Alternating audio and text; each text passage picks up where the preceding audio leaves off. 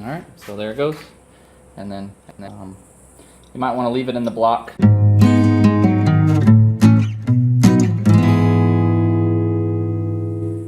Okay, so I'm back today, continuing to tear things down.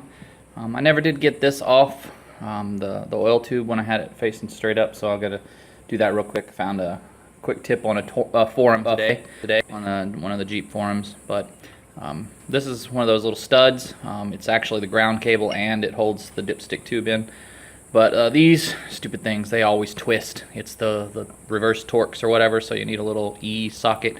And they always just twist. I can never get them out. There was one on the Chevy on the side of the transmission, the same thing. It just twisted and stripped out eventually and then didn't come off.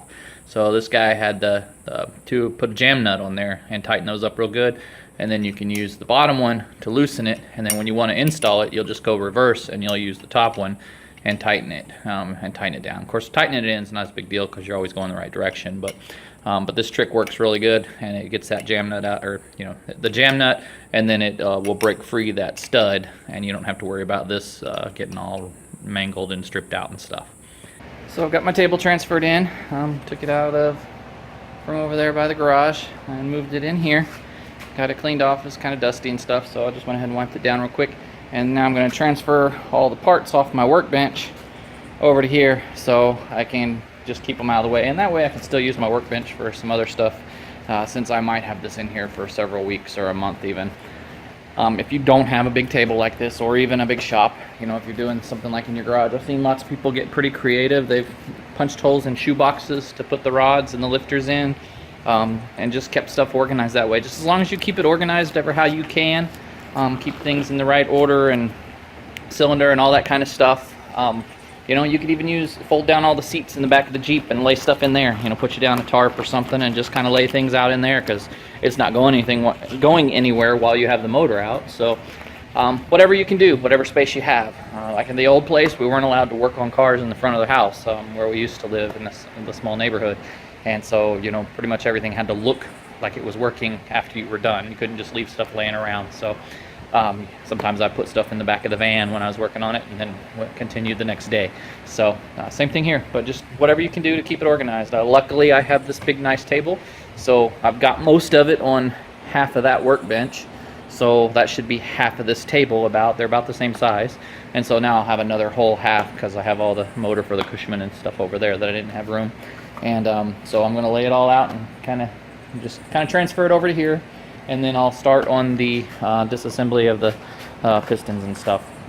Like I said, you're supposed to stamp the bottoms so that if you take it to the machine shop or whatever, somehow they're supposed to label them. Don't really know why. If you keep it in order for yourself, I guess it's necessary, but as long as you keep it in order on your table and you know what you're doing, then it's probably not quite necessary.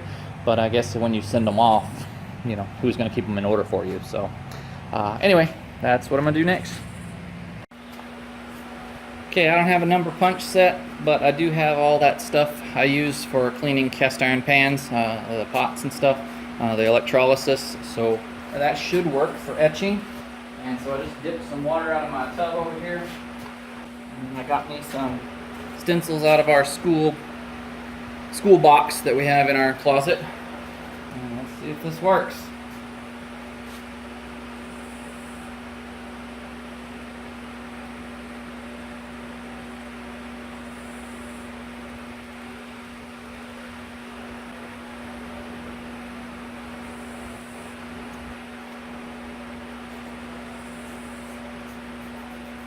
There we go. Got number one there. Throw that one away and get me another one. Okay. Alright, let me finish those and I'll be right back. Okay, got them all done and wiped down. It's not the best job, but it'll work if you don't have a punch set. But you can see the one right there, and you can rub on it and whatever, it won't come off. And there's my two. And here's the three. That one came out good. I remixed the stuff for 3, 4, and 5. I remixed my washing soda in there a little bit. That had evaporated so much it wasn't really working. So, and the little dot's missing on the 6, but you get the idea, right? And you've got 1, 2, and 3, so you'll know which one's which. But anyway, I will never need those punches for anything, so I just figured I'd do it this way. Okay, so there it is for the day. I think everything is out. It's all taken apart. Got everything sorted and organized here, so now comes the hard part, right? Taking things apart is easy.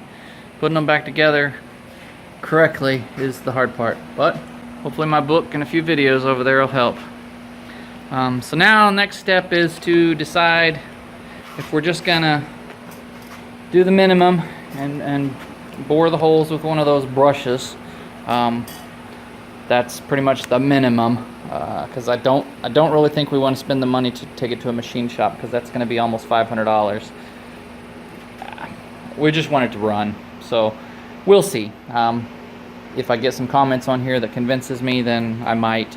It's kind of been 50-50 videos I've seen that if you're going to do it correctly, then yes, but this is just getting it running. So and we should get quite a few miles out of it just by cleaning it up and you know, honing the cylinders and everything else. So we will see.